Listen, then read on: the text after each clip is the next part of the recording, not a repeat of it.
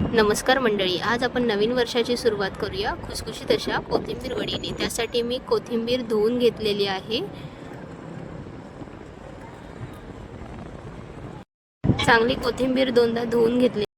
तुम्ही तुमच्या नवीन वर्षाच्या सुरुवातीला कोणता नवीन पदार्थ, गोड पदार्थ केलात हे कमेंट करून नक्की सांगा। कोथिंबीर आता धुवून झालेली आहे। आता ही नितळत ठेवू आणि सुकवून घेऊ। आता आपण तोपर्यंत लसूण, मिरची आणि जिरं याची पेस्ट करून आपल्याला घ्यायची आहे।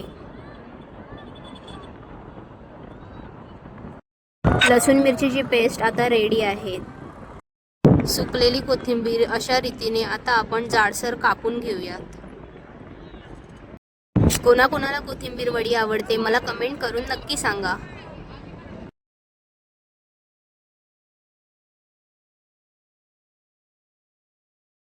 आता आपण या मिश्रणामध्ये लसूण, मिरची, जिरे याची पेस्ट टाकून घेऊयात।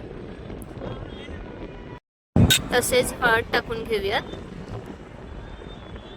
त्याचबरोबर लाल मसाला टाकलेला आहे आणि मीठ टाकून घेऊयात। चवीप्रमाणे मीठ घ्यायचं आहे, आपल्या अंदाजाप्रमाणे।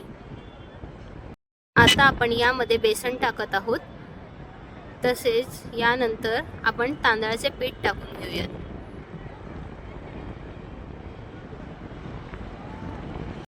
मी एवढं बेसन घेतलेलं आहे आणि आता या प्रमाणामध्ये मी तांदळाचं पीठही टाकून घेतलेलं आहे।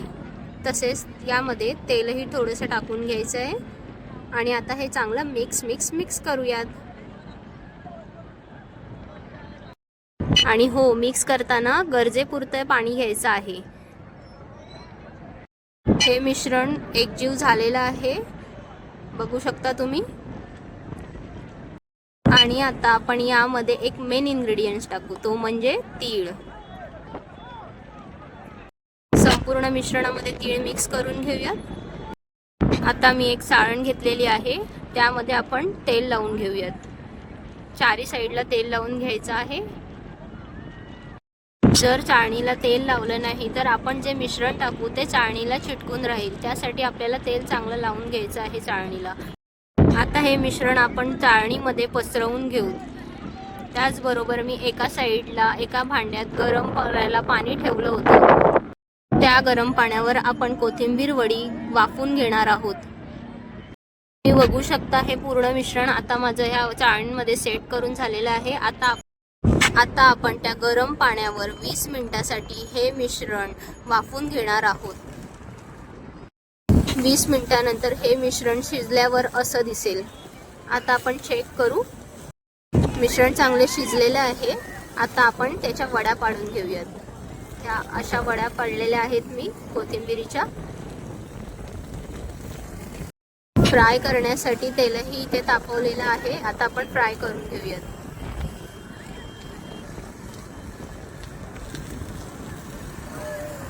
सगळ्या कोथिंबीर वड्या कुरकुरीत होईपर्यंत फ्राय करून घेऊ। तर तुम्हाला ही रेसिपी कशी वाटली नक्की सांगा। लाईक, शेअर अँड कमेंट नक्की करा। अशा चमचमीत रेसिपी पाहण्यासाठी मला फॉलो नक्की करा। Thanks for watching.